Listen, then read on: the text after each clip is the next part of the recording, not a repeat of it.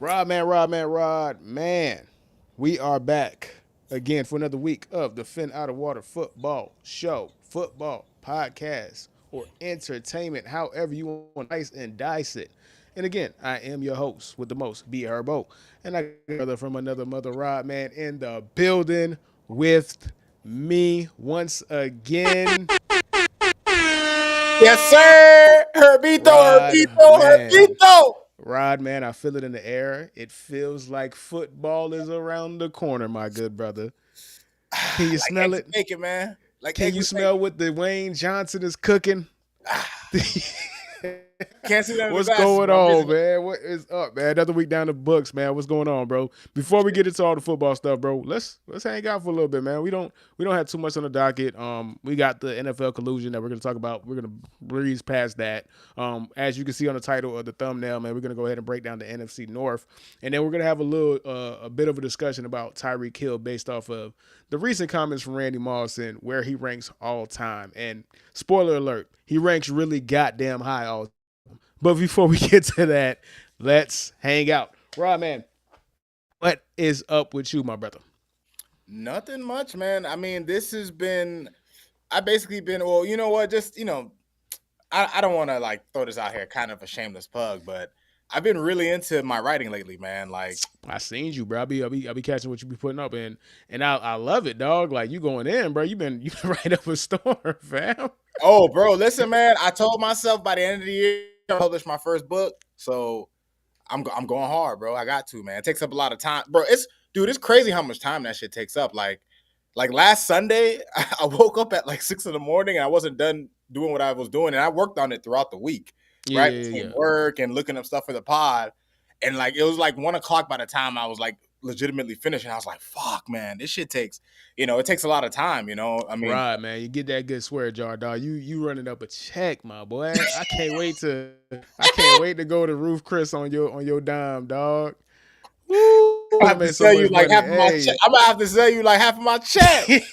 Where I'm going, hey, listen, man, moving forward, I'm gonna watch it, man. I'm gonna watch it. Nah, but listen, bro, it's all about the 10,000 hours, right? So you with the writing, me with the video editing, right? Like, I ain't gonna lie, like even this week, I was dog tired. I didn't want to do no videos, right? But I said, you know what? The train's going, so it's like you just got to push through. But if you enjoy it, you do it for free. And I know you love writing. I'm falling in love with the video editing and that aspect. And there's so many different ways to tell a story. There's so many different mediums to tell a story, right? It's whether it's reading, whether it's visually, whether it's anything like audible sense. Like us, we are basically storytelling right now on this podcast, bro. So Facts. it's very enjoyable. It's very fulfilling. It's very satisfying. In so many different aspects, man. So, Rod, the published author. Oh, I can't wait, dog. That's gonna be super It's dope, coming, man. boy. It's But coming. let's have a brief detour and talk about a couple things before we get to all the football related stuff, man. Let's have a little nerd corner. We are big comic book fans. We're big comic book TV show fans. We're big Y'all comic see book the shirt? cartoons. Y'all see the shirt? You Spider feel Man. me? You Spider-Man. know what I'm saying? Like, and this has definitely been a renaissance for the nerd space. Like, we're really taking over. So, I just wanted to go ahead and talk about Superman. I know you ain't seen it, so we're gonna give a spoiler-free review. I will say this: for me personally, I thoroughly enjoyed the movie. However, this is the movie that has been the first movie in a very long time that no two people can agree on it. This is the most all over the place reviewed movie I've ever seen, bro. Like ever. Like if I talk to 10 different people, I'm going to get 10 different visceral reactions to how they felt about this movie, which is weird because the movie was very safe. So it wasn't like it was a movie that tried and was daring and it tried things and it's just like that didn't work for me. This is as safe as by the book a superhero movie you will ever see. So I don't know why so much people are all over the place with this movie. So I'll leave it at that. Part two of the discussion, man. How excited are you in particular? Because I know you are a huge Fantastic Four fan. Excited are you for next week? Fantastic Four, man. It is finally here, bro. The latest iteration. So before I answer that, I'm just gonna make a point about the Superman film. Like you pointed out, we started this discussion. I haven't watched it yet, but I've seen a lot of people online, especially on Facebook. I follow various groups, and there's a lot of people bringing up Man of Steel, and they're talking about how great of a movie Man of Steel was, and all that. And look, Herbie, I get it. Man of Steel was a bit of a subversion of what Superman is supposed to be. Now, Superman is not one of my favorite comic book characters, but if I want to describe a comic that would kind of relate to my version of Superman that I like, it would be All Star Superman. Like, I like the stories about Superman where, and I don't know what kind of, I haven't looked into anything about the James Gunn Superman movie. Like, I don't know what kind of storyline they're going for, but I'm a big sucker for the stories where Superman is as human as possible. And that's really one of the biggest parts of his character. And I didn't always feel that way, especially when I remember when Superman Returns came out and how disappointed I was in that movie because I was in a different state of mind. I was younger and I didn't really get Superman at that point. So I was pissed off. There wasn't enough fighting. And looking back, it wasn't really the best movie, period. But I had kind of missed the point, right?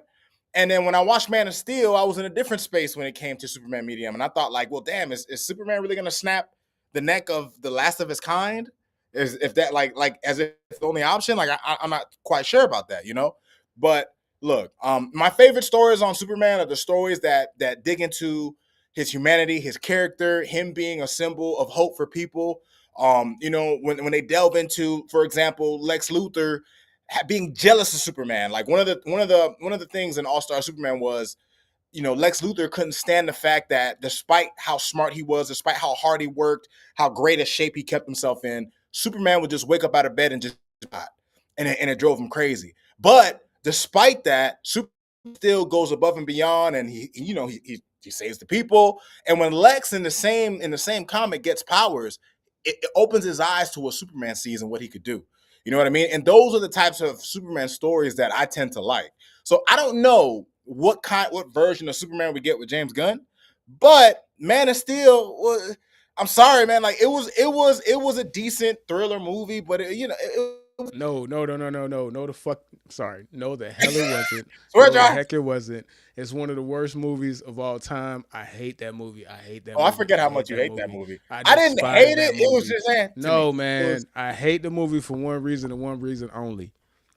The arrogance of Zack Snyder to do what he did with Superman. The arrogance of Zack Snyder to tell us he knows more and he knows better than us, people who have been reading and following Superman for literally, at that point, 50, 60, almost 70 years.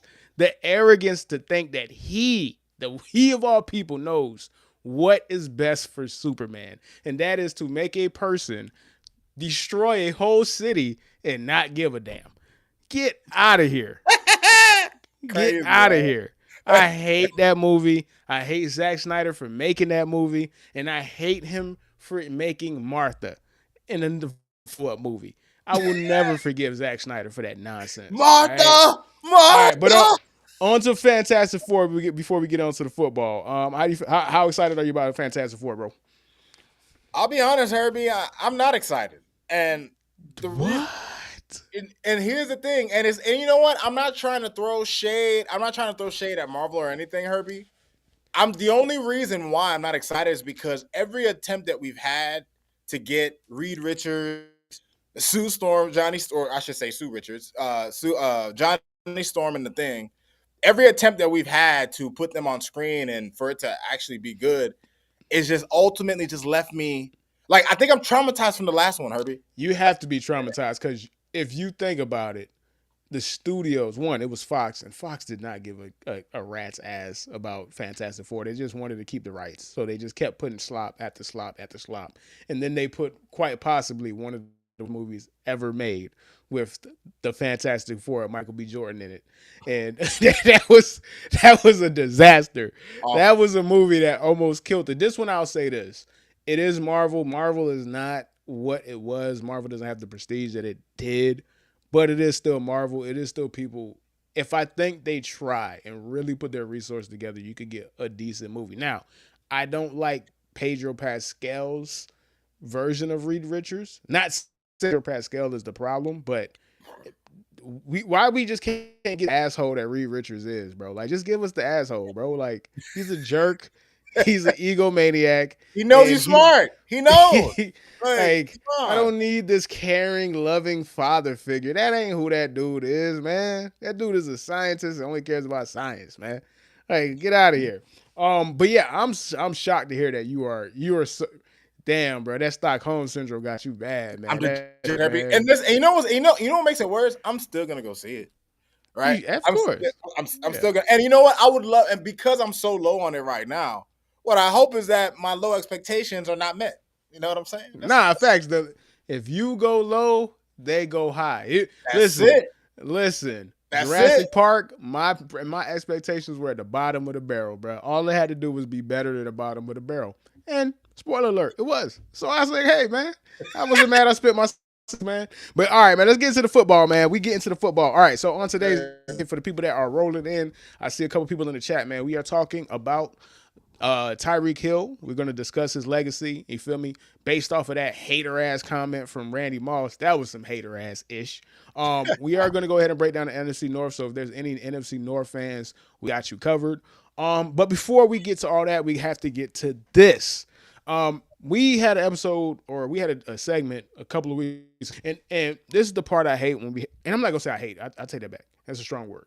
This is the part that kind of sucks when you do a podcast, because you have a responsibility to the consumers, the people who are watching your stuff, and you have to respond to what people want to ultimately see or hear or be discussed, right? But then you have the part that we find interesting and we think is important. Nobody seems to care about. Nobody really cares about this NFL which is crazy, because it's such a huge story. Like, it shows you the power of the NFL. It shows you how much tentacles the NFL has, which is to suppress the story as much as they possibly can. The only people that are talking about this are, you can hear it on Dan Le Batard, you can hear it on PFT, Torre, and Mike Florio.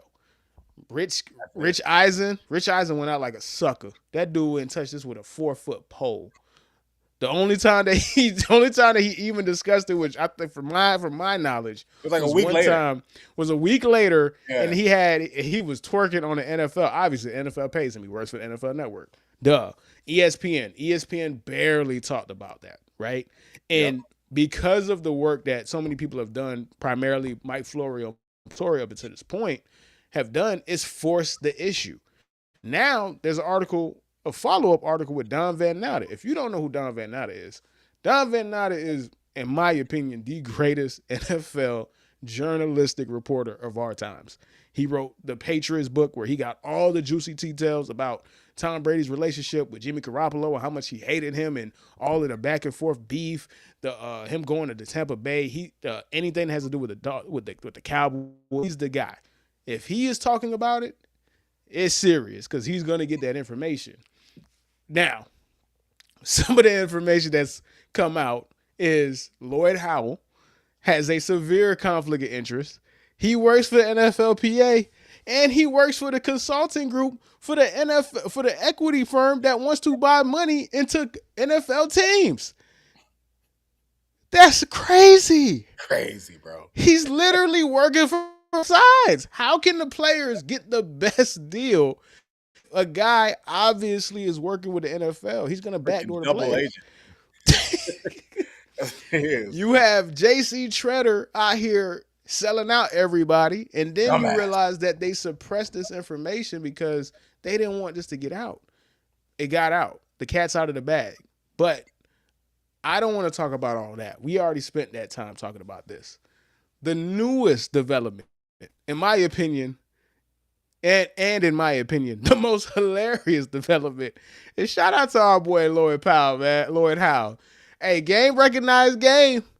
Hey, I love me a good strip club too. You know what I'm saying? That boy couldn't wait to toss the ones, man. So He couldn't wait. allegedly, our good friend Lloyd Howe, our brother from another mother, decided that he likes to go to strip clubs and use the NFLPA's money. This is Lloyd Howe, and this is a grimy dude, man. This dude is grimy all the way. And here's it right here, bro. According to Reuters, which cited ESPN, receipts taken from a trip by Howell in November 2023 showed that the NFLPA was billed for a car service and other by Tootsie's Cabaret in Miami, which claims to be the largest strip club in the world. And here's the kicker. Relating to a reported trip in February during the NFLPA summit, itemizing charges of $2,426 and cash withdrawals from ATM ranging between $200 and $525, which means he was taking as much money as he possibly could out of that ATM, man. He was making it rain. He brought sand to the beach in Miami, Ron. Shout out to Lloyd Howe, man. Shout out to Lloyd Howe, man. Real one, man. You know what's crazy about this, man? It's like whenever people have like I work with a company and there have been instances where like former employees, for example, they have a gas card. It's like, bro, why would you use the gas card on your car? Because you know these people go. Like, don't know these people keep track of their money? Like, you think you could just pull out that? You think it's just an unlimited bank account? Bank account you could just pull from? Like what? Like, I don't understand. Like, what was he? He thought he was never gonna get caught. Oh man, True Blazer, the homies in the building. Oh my God, Lloyd couldn't help himself, man. He couldn't help himself. This is crazy. This is bananas, man. This is nuts. Okay. So, all right, I have a little echo in my ears, so it'll be kind of annoying. So I'm gonna try to fight through it. But I just want to go ahead and talk about this. But obviously, there's way more to the story. So if you guys are interested in this conversation, you can go and look at our old video that we did about 2 weeks ago. We really got into the nitty gritty. You can listen to the Pablo Torre Finds Out if you really want to get really involved with this story. It's an incredible story. It's incredible reporting, and it actually is important because the saddest part about this is that none of the players knew. That's the part that drove people crazy. Justin Herbert had no idea about that text message between Dean Blando and all the owners.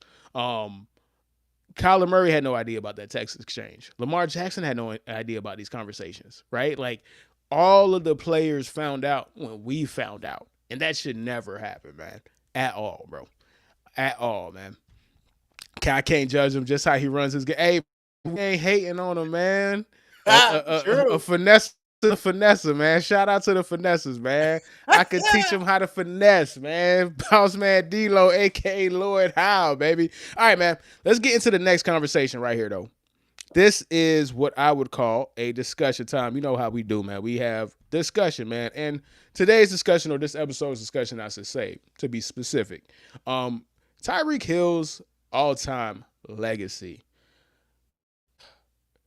There is this thing, and there's this disease in most sports fans, and that disease is called nostalgia. Sports fans, I've realized in my old age and having conversations with so many people all across the world, sports fans refuse to let people become better than the guys that they grew up loving. It's okay, man. And if they get to that point, person has to be so undeniably great that you can't make the argument anymore, right? Like, that's the only time that they'll allow somebody from the new era to be better from somebody from the past. And the reason why I'm having this conversation and the reason why we're even talking about this is because Randy Moss, I want to say last week, he was doing an interview with the Miami Herald, and they asked him about Tyreek Hill. I think it was Sun Sentinel. And they asked him about Tyreek Hill. And I have the quote right here, just so I butcher it, and, you know, I'll be fair to Randy. He said, let me see, hold on. Share. Give me 1 second, guys. Doop. Randy Moss. All right, man. Here we go right here. He asks where Moss ranks Hill among the all-time great wide receivers. He's nowhere all-time. Where is he at in today's game? He's probably top 5. I put him top 5. Probably top 5. What? Well, damn, Randy. What's up? No love between great receivers. What's going on, man? Probably top 5. What are you talking about? Wow. Huh? I put him top 5. We don't care where you put him. He's a permanent top 5. He earned that by dominating. He earned that by having but 2-yard seasons where he had over 1,700 yards in his career. Like, this idea, and the only reason why I'm even getting so invested in this conversation is not because of what Randy said, right? I know for a fact Randy Moss has no idea the list of accolades that Tyreek Hill has accomplished up until this point. What drove me crazy was going to the comment sections of various YouTube channels who spoke about it, post on it, IG posts, social media posts in general. And the lack of knowledge from the wide body of NFL fans is what drove me crazy. I had people saying he ain't better than Mike Evans. I had people saying he ain't better than Steve Smith. I had people saying he's not better than Torrey Holt or Isaac Bruce. Are y'all on crack? What? What are you talking about? What are you talking about? Like, y'all don't understand what this man has accomplished. And I know you don't, because there's no way you would say some of the names are better than him. There are people saying Hines Ward was better than Tyreek Hill. What are y'all going on about? They smoking that good dope, man. They smoking. Pass it over here. Hines Ward. I'm not saying this. This is not hyperbole. This is not me jumping out the gym. Tyreek Hill has a top 10 wide receiver resume already. That's not me saying that. That's not me being biased. That's not me being a fan of him and being a fan on a Dolphins podcast. That is just the facts. And I'm going to back those facts up right here. And I bet you people who are watching this, and no disrespect, but there's going to be a lot of people who see this who are going to be like, you crazy. Bet. Don't argue with me. Argue with history. I have history on my side, man. Rod. The list of wide receivers who have more Pro Bowls than Tyreek Hill. Jerry Rice, Larry Fitzgerald. That's 2. He's 3rd all-time in Pro Bowl selections. That's 1 down. He has 8. He has 8 in 9 seasons, and he's only started for 8 seasons. His first season, he didn't even start. So he's been a Pro Bowler every single year he's been a starter. He's already 3rd all-time. Since 2016, this is where he ranks in all receivers. 4th in receptions, 4th in yards per game, 3rd in total TDs, 1st in receiving yards, 1st in scrimmage yards. What are y'all talking about? But you want more? I got more for you. All-time accolades. 5 first-team All-Pros, 8 Pro Bowls, 2010s All-Decade team, and he's going to make the 2020s All-Decade team. He's going to be 2 different All-Decades teams. But you want more? I got you. He has more total All-Pros than Randy Moss, the person that said he's nowhere near all-time great. And a championship. And a championship. He has as many All-Pros as T.O., A.B., DeAndre Hopkins, and Steve Largent. They all have 5. That's who he has as many as. And he has more first-team All-Pros than DeAndre Hopkins and Steve Largent. And this is who he has more first-team All-Pros than. This is the list. First-team All-Pro, which means you were the best receiver the year that they voted. This is the list of the people he has more first-team All-Pros than. He has more first-team All-Pros than Marvin Harrison, Larry Fitzgerald, Julio Jones, Tim Brown, Chris Carter, Andre Johnson, Calvin Johnson, Steve Smith, Torrey Holt. I stopped looking up after that point. The list goes deeper than that. Right. I didn't need to look anymore. If he is not an all-time great, then he would be the first football player who has what he's accomplished to not be an all-time great. He would be the first of his kind. Because no other football player in NFL history who has what he has, who's accomplished what he's accomplished, is not considered an all-time great. So this idea that because Randy that he's not an all-time great, that's somehow true. Randy just got it wrong. But this goes to the other part of the conversation, which is people love to give great players who used to play football the benefit of doubt on anything. If Randy Moss said shit tastes like steak, people would be like, man, well, actually, I think shit does taste like steak. Randy Moss said it.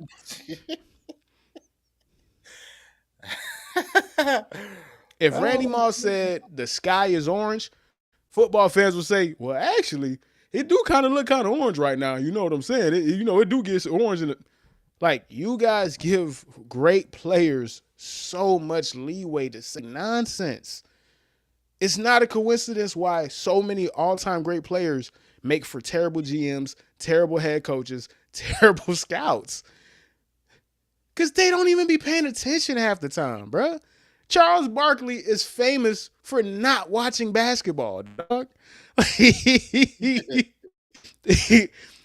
I know Randy Moss has no idea about the list of Tyreek Hill's accomplishments, because if he did, then there was no way he could say that he's not an all-time great. Look what this man has done in 8 seasons.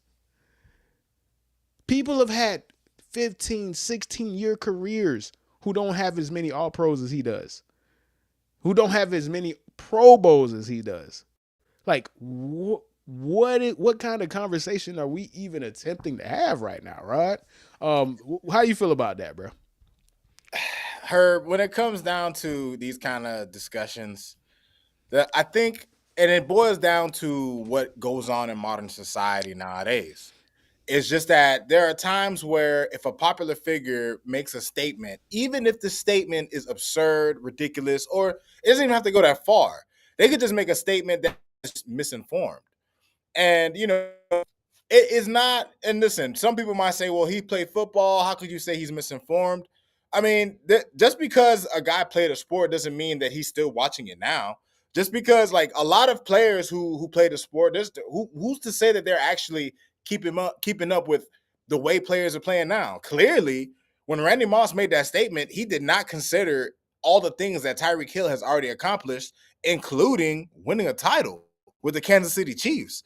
And look, I guess because Mahomes went and he's won 2 more titles after Tyreek Hill left, maybe people will try to diminish that accomplishment. But when you look at 5 first-team All-Pros, when you look at 1 second-team All-Pro, which means he's made 6 All-Pro teams, right?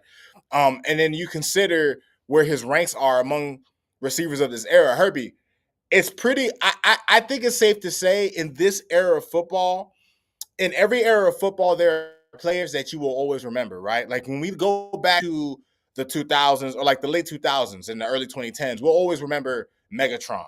We'll always remember, like, even if they didn't win a title, every era has players that you will always remember. And Tyreek Hill is going to be one of the receivers who headlines this era, who headlines the mid 2010s to the early 2020s. Like, he is going to headline this time, and not necessarily headline, but he's going to be one of the guys that people will look back and go, man, Tyreek Hill, he was incredible. Now, mind you, this is a guy, Herbie, who had an opportunity, if not for an injury-prone quarterback, he had an opportunity to get to 2,000 yards. You know what I'm saying? Like, he was aiming for that. Like, he was aiming for history. And when you consider the fact that Tyreek Hill, not only does he have the accolades that he has, but he has been good no matter who his quarterback has been, right? He put up numbers with Alex Smith, put up numbers with Patrick Mahomes. He put up numbers with Tua. He actually has the best numbers of his career with Tua. And it just goes to show you the impact that he has had and how terrifying he has been to the league in all the years that he has been here. Now, you can make a case and this is what's always going to hurt him, and this is what hurts a lot of these guys who are at the receiver position, like when you consider an Antonio Brown, for instance. When you develop bad will off the field and you develop a bad reputation, that opens the door for people to say, no matter how good he was, he's a distraction, he's a problem. And that is indeed a legitimate issue, right? It wouldn't surprise me, Herbie, at all if this season coming up, Tyreek Hill missed time due to all the legal issues he has. And he has a lot of crap going on off the field, right?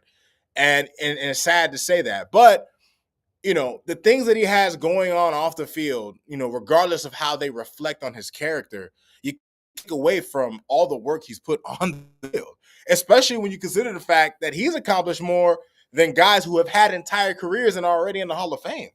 So it just goes to show you, Herbie, that whenever someone who has a lot of credibility, someone who has a lot of popularity, and listen, Randy Moss was like everybody's favorite receiver growing up. We nicknamed a term after him, right? Like we used to say it all the time when we was just, bro. Oh, dang, you got Moss. Like he created a term. Like that's how deep in the culture Randy Moss is, Herbie. So obviously when he speaks, there will be many people, especially if they're on the fence or if they just don't like Tyreek, they're gonna gravitate towards that opinion.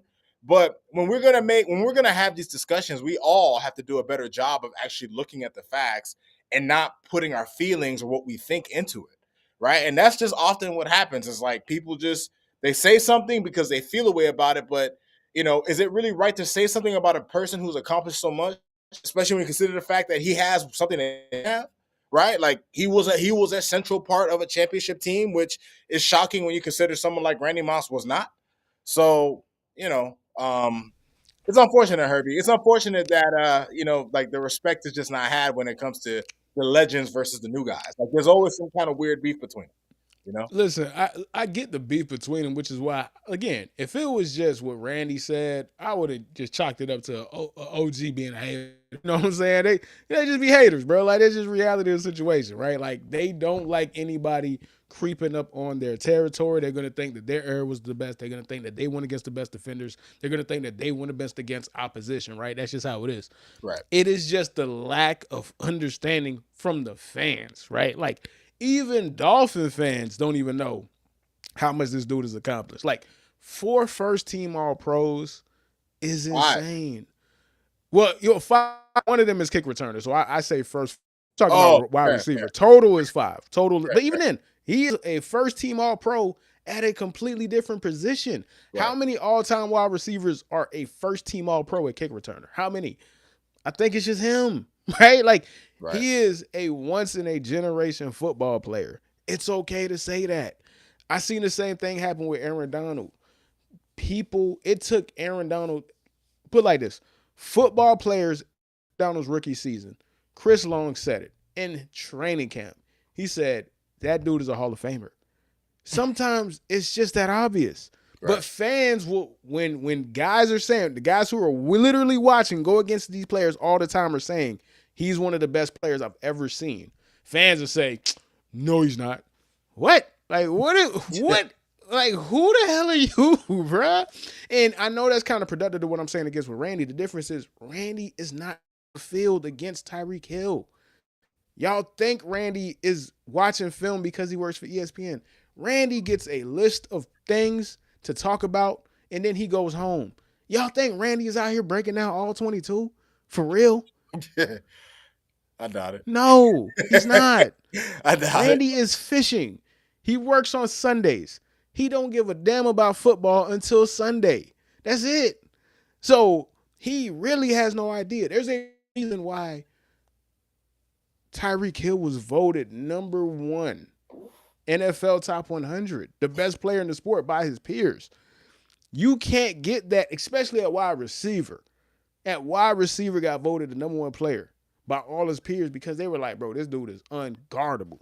So I just want this conversation. Like, y'all are trying to put Tyreek Hill in the same conversation with Mike Evans. Stop it. No disrespect to Mike Evans. Mike Evans never made an All-Pro team. You cannot be considered. Mike Evans never made an All-Pro team? I didn't even know made an All-Pro team. Ooh. Mike Evans is the consummate top 7 wide receiver, bro. But he's never been the best wide receiver at any point in time in his career. He is a very consistent dude. Consistency is not what we're talking about here. The all-time greats are the guys who are absolutely the best at their position at their era. And think about this. Tyreek Hill has been considered the best at his position 4 times and the deepest wide receiver we've ever had. There are more good receivers now than there have ever been. And he 4 times has been voted better than all of them. Of course he's an all-time great. Stop it. Just stop it. Stop it. I could go on all day, man. But let's go ahead and transition, man. Get into the division preview. So division. Guys, I ain't gonna hold you. This is a Dolphins channel, but hey, we got to get through the season, bro. We got to get through the season now. So we are stretching that bow. What's up? What's up? Is this really a Dolphins? Like, it's more of an NFL channel than anything. It is. But we done put too much time, and I got all these graphics. We dolphined out, baby. We dolphined out. Dolphins and friends. Dolphins and friends. Dolphins and friends. So we are gonna go ahead and talk about the NFC North, man. So, Rod, man, who do you want to start with, man? Where you want to start? You know what? Let me start with the guys who are at the top, man. Let's roll with Detroit, man. Man, go ahead. All right, man. So what do you have for us in regards to the Detroit Lions, man? How do you feel about them going into 2025, and what do you want to go ahead and focus on in part of this discussion? So when it comes to the Detroit Lions, Herbie, first of all, I do want to make a point to say that as a fan of what has been a maligned franchise for decades, I do take a liking to the underdog teams, right? The year that Baker Mayfield Browns beat the Steelers in the playoffs, I had no dog in that fight, but it was a feel-good thing for me because I like watching the underdog teams, the franchises whose teams always disappoint or always just stuck in the mud. The Lions have been a really damn good feel-good story. And when you look at the foundation that Dan Campbell has built, along with ownership in the front office, get the culture that they've built, I don't think anybody should expect them to be a team that falls off the cliff. However, Herbie, I do have my concerns about the Lions, Herbie.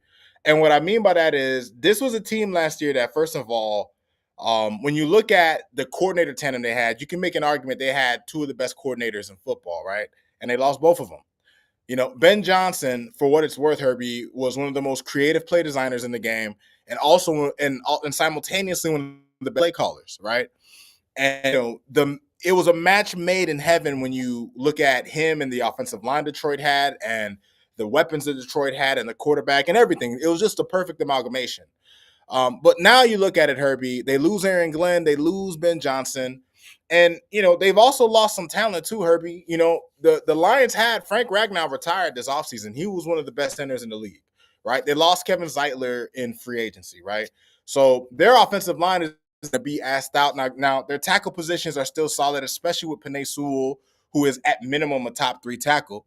But, you kind of wonder how John Morton is going to put these pieces together, And listen, I'm not trying to spell doom because we haven't seen what it's going to look like yet, right? And the talent is still there. The quarterback, Jared Goff, is still there. You wonder if John Morton could maybe take him to a higher level than Ben Johnson. I don't quite know about that. But when I look at the Detroit Lions, and even their defense, I don't want to forget about their defense. Unfortunately, they dealt with a lot of injuries last year. They get Aiden Hutchinson back. Obviously that's, when he went down, that was spelling the beginning of the end. And even though they lost some guys in free agency, Herbie, they still have one of the better safety tandems in the league, headed by Brian Branch. This is a team that still has championship caliber contending talent. But the question remains, Herbie, especially when you look at how hard their schedule is. They have probably one of the toughest schedules in the NFL. I think that they're going to take a step back at offensive line, which is definitely going to affect their effectiveness on offense. And when you look at the division that they're in, Herbie, I think the NFC North, and we're talking about it today, I think the NFC North has the makings of being one of the toughest divisions in football. I can see a scenario where every team in this division can make the playoffs. Now, the likelihood of that is small, but when you look at last year, 3 teams made it, right? And in the new NFL format with 7 teams from each conference, conceivably, all 4 teams could make it, although there's so many other good teams in the NFC that will be knocking on the door to at least a wild card. So, it's going to be a battle. But, shout out to the homie Dro. Shout out to the homie Dro in the building. But look, Herbie, look, the Lions, the question that I really have when it comes to them, Herbie, I'm wondering if they'll be ready to contend with everything that's coming this season, right? I wonder if last season maybe they reached their peak, and I don't know if they'll be able to reach those heights again when you consider the perfect storm that they seemingly had prior to the injuries. And that's not, listen, Lions fans, I'm not trying to spell doom for y'all because you guys easily playoff team. Like, it's not, I mean, I'm not talking about the Lions completely falling off a cliff, but the Packers are coming, and I'm going to be talking about them coming up shortly. The Vikings, despite the fact that, Arnold left, I mean, J.J. McCarthy's in, and there's a reason why the Vikings weren't concerned about Darnold leaving. I mean, J.J. McCarthy is the quarterback that, I forget his name, Kevin O'Connell picked. You know what I'm saying? So, obviously, he has some faith in him. And then you look at the Bears and all the additions that they made. So the Lions have all the rest of the NFC North coming for them. And listen, Lions fans, don't shoot me on this, man, but I don't have y'all winning the division this year. I think the Lions are going to take a little bit of a step back. I think the division's going to be tougher, but they're not my division winner, Herbie. They're not my division winner, man. But they'll make the playoffs easy, of course. They'll be one of the better NFC. Sure. Yeah, for sure. We'll see. You never know, bro. It's football, dog. So, you mentioned the Vikings, so let me go ahead and piggyback off of that, right? So, when I was doing my research in regards to the Vikings, right, there wasn't really nothing to really research, right? Like, at the end of the day, this team is on one person and one person only, bro. All eyes on all eyes on me, all eyes on J.J. McCarthy. Like, that's just what it is, bro. Like, the team lives and dies with whoever J.J. McCarthy is, right? They went 14-3. They had a very good defense. They had a solid running game. Their O-line got hurt, and it wasn't as good, but they signed key additions. So, what you're going to get with J.J. McCarthy, and this is going to probably be one of the most pressure-filled rookie seasons or semi or pseudo rookie seasons that a quarterback has ever come into, because how many rookie quarterbacks who are pressured into starting going to a 14-3 team, and the predecessor threw 35 touchdowns to only 12 picks. So the infrastructure there, the coaching is there. You got Justin Jefferson, dog. Like, you got Aaron Jones. You got 2 tight ends, bro. I would hate to be J.J. McCarthy. I would be terrified to be J.J. McCarthy. And the reason why I'd be terrified to be J.J. McCarthy is because we don't even know who the hell he is as a quarterback. Michigan was terrified of J.J. McCarthy at times, bro. They didn't even let him play quarterback. So I am fascinated by J.J. McCarthy, Rod. I was doing some research on him, and I came to 2 conclusions, right? I watched multiple videos, multiple breakdowns. I watched overly positive ones. I watched overly negative ones. And I watched some that were in the middle. And I came to the middle too. J.J. McCarthy is more talented than I thought he was coming out, because it's been a while, right? It was so many quarterbacks that we had to look. I never really got to really focus in on J.J. McCarthy. And he's worse than I thought he was too at the same time. Like, J.J. should not have gone in the first round. Like, based off of what he put on tape, based off of how little he put on tape, based off of how many, bro, Michigan treated J.J. like he was Jimmy Garoppolo against the Saints in the playoffs, bro. There were times when he threw like 10 passes, dog. Like, they want Homer to drop back, man. Yes, they won a national championship. Yes, they were dominant, but in my lifetime, I've never seen a championship caliber team the football out of a good quarterback if they thought that good quarterback was good in college. When Tua played at Alabama, Tua had an NFL roster up and down, and they let him throw all the time. Joe Burrow was passing like 40 times a game. He had Clyde Edwards-Helaire. He had all kinds of dudes to run the ball. They don't take the ball out of your hands if you're a good quarterback. They just don't do that. College is so much more easier to attack passing. Why would we even try to run the ball? Like, I get it. John Harbaugh is a nutcase. You seen how he neutered Justin Herbert, but that's because Justin Herbert ain't got it in him either. Take that ball out of his hand too. You see what happened when he got to throw? You gonna throw 4 picks in a fucking playoff game, bro? But we ain't gonna talk about that though. I'm gonna kick that dude. I'm gonna kick him while he's down every time I get a chance, right? I ain't gonna hold you. Hey, It's man, up and it's stuck with Justin Herbert, man. Until the season starts, right? Until the season starts, right? It's to life, for life, man. For life. It's up and it's stuck, man. I'll say this. I'll say this. Oh, did you have anything? No. Go ahead. No, I ain't got nothing. Yeah. I pretty much got the whole points out. Yeah, go ahead. I just want to say this, Herbie, because I figured you would talk about JJ McCarthy, and when we were looking up these teams, I came away thinking to myself, Herbie, you said that if JJ McCarthy were to look at this roster, he'd be terrified. I'm of the opposite. If I'm JJ McCarthy, I'm feeling like my people's just with a new BMW for my birthday. Because, dude, when you look at the roster that he is being handed, Herbie, when you look at the receiving core, Justin Jefferson, one of the best receivers in football, Jordan Addison, one of the best number two receivers in football. Yeah. TJ Hawkinson is coming back. Even Jordan Addison is a number 1 on most teams, by the way. Like, yeah. Even when Justin Jefferson didn't play, he was getting off. Like, that dude is a monster for sure. He's just small. And consider this, Herbie. They already had Christian Darrisaw, who was one of the best, arguably the best left tackle in football. He got hurt, but he's coming back. And then you also have one of the best right tackles in football in Brian O'Neill. In free agency, you add Ryan Kelly. You add Real Fries to the interior. So now your offensive line is going to be stout, which is only going to help Aaron Jones out, right? So they have a full – and they even got Jordan Mason from the 49ers, who is a solid backup because Aaron Jones always gets hurt. But when I look at the Vikings, Herbie, not just the offense that that's going to have his back. He's going to have the defense having his back. He's going to have an Andrew Van Ginkel having his back. He's going to have a Jonathan Greenard having his back. And the thing is, the Vikings added depth on the defensive line so they don't have to blitz as much. And if they are able to play more coverages to mix with those blitzes, you look at what they have on offense. Come on, man. You come on, man. You know, Tricky B not gonna stop blitzing, man. That man can have Aaron Donalds, man. Go blitz, man. Listen, he was my Flores. B-Flow was my coach for 3 years, Herbie. If that man wakes up in the morning blitzing, man, he rushes to the bathroom to brush his teeth. Hey, listen. Brian Flores could have Lawrence Taylor, Mean Joe Green, freaking Reggie White, Aaron Donald, all on the D-line. Von Miller, J.J. White, and he's still going to blitz, bro. He the real blitz boy, man. Jamal Adams, man. Brian Flores, the real blitz boy, man. No, but let me pick it back off what you're going to say, right? So I'm going to go ahead and get this because I wanted to actually get this out, and then I'm going to go ahead and piggyback on what you said.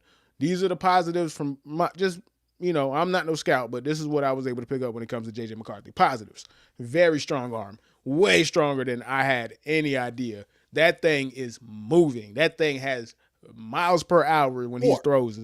It has velocity. That dude throws a ball. Great velocity on the throws, quick release, timing when it's good, and he's very creative. Like, the amount of times that he was able to get out of pressure and just make stuff happen was pretty dope. But here are the negatives. Bad ball placement late with throws. Poor anticipation late to throws and consistently missing reads, right? So he could be excited about what he's going into because he could say, man, all these toys. But them dudes who had nothing to do with the decision to go away from Sam Darnold could be like, hey, bro, we had 35 touchdowns last year. We went 14-3 last year. So we know what we're capable of. If we don't meet that, we know who is the common denominator, and that's not meeting that. So that's why I said there's pressure because on one hand, yes, he could be ecstatic. On the other hand, that enthusiasm turned into being absolutely crippled by pressure because you are following what Sam Darnold did. And y'all know how we feel about Sam Darnold. We waited until we couldn't wait no more, and then he came back to reality, right? So it is natural. They drafted him. They had no choice. This is the natural progression. So I will say this, though. What Kevin O'Connell likes to do suits what J.J. McCarthy does best, which is play action, on play action, boogs, getting out of the pocket, and throwing. So that is where it could have an opportunity of J.J. McCarthy being good. Now, I do want to get this anecdote though, and we can move on to the Packers. I was reading some articles, beat reporters for the Vikings, and somebody mentioned this, and it's kind of funny. The beat reporter said, or I think beat reporter or YouTube or something. It was a podcast, beat reporter on a podcast or an article. I don't remember, but neither here nor there. But what said was JJ is good on intermediate and he sucks on deep throws. And Sam was great on deep throws and he sucked the intermediate throws. And he was like, if we could just combine them, we'd have the perfect Vikings quarterback. Because basically, like, if it's past 20 yards, man, that thing is hitting the roof when JJ throw it, man. That thing hitting the fans. That thing is fans. Hey, that boy's hit that half court shot when the clock is about to go down. If that thing is anything past 15 to 20 yards, JJ, man, it might hit you in the eye, man. You might get out the way, man. For real. All right, we got the homie Dom, man. Welcome to the show. All right, man. So this let's go ahead and transition over to the Green Bay Packers, which is short to make the homie Dro excited, man. So Rod, how is on the Packers, man? Like they trash, ain't it? Hey, I know you finna say they garbage. Hey, garbage ass Packers, man. Garbage ass Packers, man. Go ahead, man. Hey, listen, man. You know what, Herbie? I wish I felt that way, man, because the homie Joe in the building, push him a little bit. But look, man, I'm gonna be honest with you. I might be more bullish on the Packers than most people who are probably, doing research on these teams. But I look at the Packers, Herbie, and I thought to myself, I was thinking exactly what is it that the Packers need in order to get to the next level. And the first thing that came to mind, which is a good thing, is the fact that they just need to stay healthy. Herbie, I'll harken back to last season. The Packers in December were doing the exact opposite of what the Dolphins do. The Dolphins in December, we get really cold. We freeze up. But the Packers in December, they were red hot going into the playoffs until Christian Watson got hurt. And the problem is, Herbie, when you lose the primary speed element on your offense, you're going to struggle in other areas, right? It kind of clamps down on what you can do, limits exactly what everybody else can do. And mind you, the Packers have a decent receiving core. You look at Jaden Reed, you look at Romeo Doubs. I believe Tucker Kraft is one of the better receiving tight ends in football. So it wasn't that they just didn't have weapons outside of Christian Watson. It's just when you lose that speed element, it's just going to make things hard for everybody else. The fact that the quarterback had played through injuries all season. So now we come into this season, Herbie, and even though Christian Watson, he tore his ACL late in the year last year, the Packers did something that they hadn't done in over 2 decades, Herbie, not since 2002 where they drafted Javon Walker. The Packers went and drafted a receiver, Matthew Golden. And let me tell you, dog, I looked him up when I was doing research for the Packers, and that boy fast. He is fast. And they got the speed element that they were missing when Christian Watson got hurt. And you look at some of the other moves they made, right? They ended up getting Aaron Banks in the offseason. He's going to take the guard spot. They're moving Elkin Jenkins to the center spot, because, listen, their offensive line struggled at times last year, Herbie. And even though that they are good, even though they're good at the tackle spot, when you look at Rasheed Walker, you look at Zach Tom, they are solid there. It was the interior that they needed to tinker with. And now you look at Josh Jacobs, who had over 1,300 yards and 15 touchdowns his first year with the Packers. You added the speed element. You have the running back. You have the quarterback. If these guys could just stay healthy, Herbie, they can make a run for the divisions, man. And I think that they just might. I think they're going to take the next step when you consider the fact that the Lions, I think they're going to take a bit of a step back. They'll be competing. They'll be at the top. It'll be the Lions and Packers, in my opinion, competing for the top of the division. But I think the Lions have come down and the Packers have gone up just because they're just going to be a lot healthier going into the season.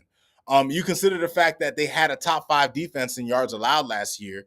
And listen, Edgerrin Cooper, I don't know if people don't know about this dude. Like, Herbie, I didn't know anything about him until I started looking up the Packers. That boy's going to be nasty. Like, he's going to become one of my favorite linebackers to watch moving forward in the league. And I'm thankful that we even started doing this because I didn't even know who he was. You look at the other parts of their defense. They added Nate. Even though they lost Alexander, they added Nate Hobbs, who's a beast at the nickel. You have Xavier McKinney, who is one of the best safeties in the game.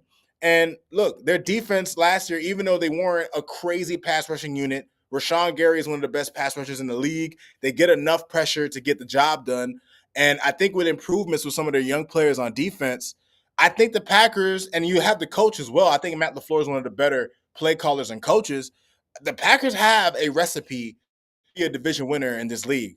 And it makes me wonder if Christian Watson doesn't get hurt last year, maybe they go on an even bigger run at the end of last season. We'll never know.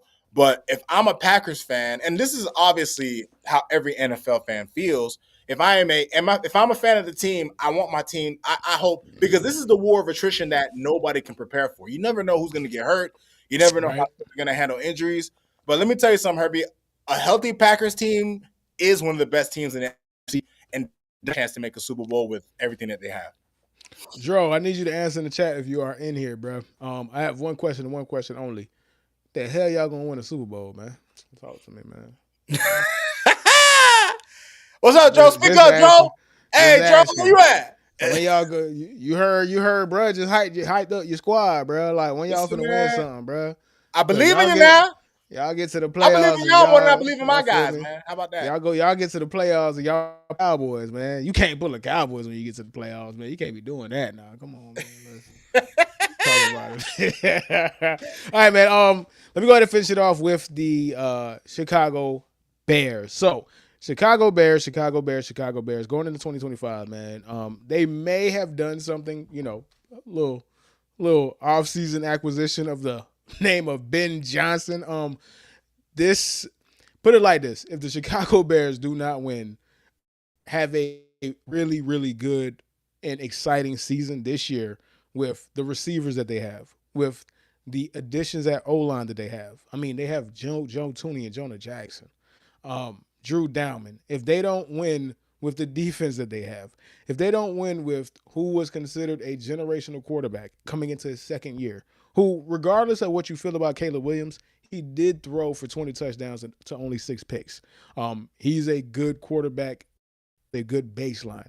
And they have one of the best, most storied, hyped head coaching hires of all time. If they don't produce with this collection of talent, they are cursed.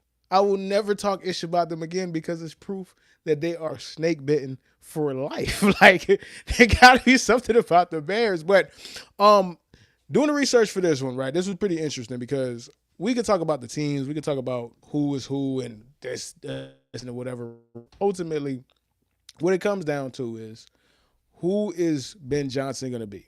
Is Ben Johnson going to be Sean McVay, or is Ben Johnson going to be somebody who we are very familiar with the Miami Dolphins, Mike McDaniels, which is to say, is he going to be able to be somebody who's going to have sustained success year after year after year? Turnover doesn't matter because he's so good that he's truly a great coach. Or is he going to be somebody who has a great initial run, but when the defense figures out what he's doing, it don't look the same? Mike McDaniels, when he was the run game coordinator with the 49ers, was called a genius. He's this and that, which is true. All of that is true. Not taken away from him. But people punched him in the mouth, and now people think he's ass. So it happens, and it goes very fast. The thing about Ben Johnson and all his plays and all his schemes and everything that he did, the thing that is concerning, and I don't want to say it's concerning, but the thing that I don't know if it can be replicated is, are you going to have Penei Sewell in the best offensive line and Jahmyr Gibbs and another good running back and Jared Goff? Are you coming with that too? Because so many of his schemes are misdirections, play actions, that require you to have a great offensive line and an incredible run game. You going to try to do a misdirection, toss, sweep, shovel pass to a wide receiver, and you don't got that Lions team? Like, are you going to have the time to do it? Are you going to have the personnel to do what you wanted to do? Because, hey, he was really feeling himself, Rod, like real deal. Like, he was legit feeling himself. Like, I'm watching some plays. I'm like, this dude like for people in the backfield and then throwing it to Jared Goff over a linebacker's head. It looks incredible. It is incredible, but you're not doing it with the Lions anymore. So it all comes down to that, right? Like the Bears are better. Joe Tooney is absolutely an upgrade. Jonah Jackson is He's absolutely an elite. upgrade. He's elite. Yeah, like these are great players, right? Caleb Williams is more talented than Jared Goff, like in any capacity. Caleb Williams, a good Caleb Williams is better than Jared Goff will ever be in his life. So the building blocks are there, but it is going to be interesting because what are you going to do when people are not going to let you do what you want to do? That's the ultimate sign of a great coach. From every interview that I've seen, he seems like he really is a good coach. Like the energy, the passion, when somebody's like not comfortable in what they're saying, they have to present something to you. Brandon Staley. Brandon Staley was one of the biggest, fakest head coaches of all time, bro. That dude didn't believe his own farts half the time, bro. Like I believe Ben Johnson when I see Ben Johnson. I see the conviction. I see the passion. I see a man who is extremely confident in what he is bringing to the Chicago Bears. So it's going to be interesting, dog. I want them to be great. I need them to be great, man. A good Bears team, bro. I need that. Like, how many years are we going to laugh at the Bears, man? Like, I'll say this when it comes to the Bears, Herbie. I think the toughest thing for them this season will be the division. Like, I think because they're in a division with a Lions team that has been ready to contend for a few years now. They're in a division with a Packers team that's trying to break through that glass ceiling. They're in a division with a Vikings team that with pretty much an back was able to make a run and make one of the most incredible runs we've seen a team do that had no expectations in a long time. So when you add into the fact, and I just thought about it, Herbie, when you think about the NFC North, you can make the argument, I think, pretty easily that they have the best coaches. They have the best coaches collectively. When you consider Kevin O'Connell, yes, Matt 100%. LaFleur, Ben Johnson, Dan Campbell, every one of those teams, and Ben Johnson is not a proven commodity as a head coach, but given the impact that he had as an offensive coordinator, it gives you kind of like it gives you a boost on how to feel about him being a head coach. It gives you. I have an antidote to that too, right? So one of the interviews I watched with Ben Johnson, and this is why I think he's going to be good, and this is the thing that I think he picked up from Dan Campbell, which Dan Campbell does not get enough credit for being a brilliant seeker of good coordinators. That is a skill.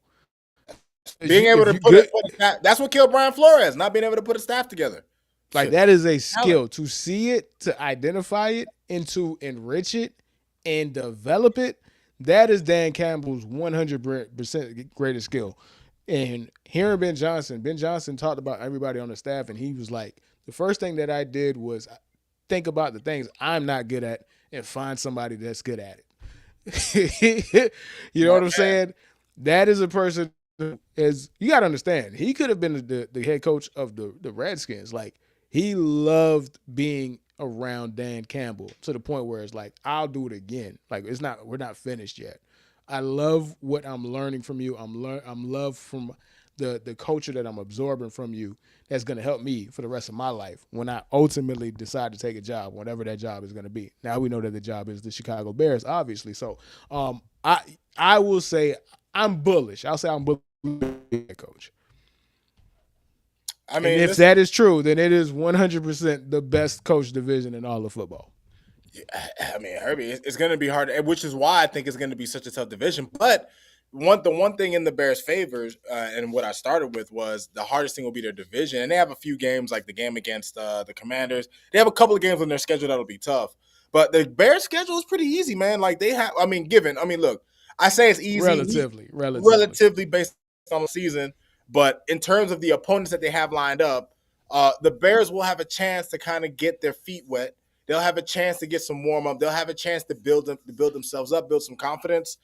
Caleb Williams with a completely revamped offensive line with new weapons. When you think of Olamide, what's his name, Colston Loveland, who they drafted in the draft, who I think is going to be now. He's like another Laporta, if you ask me.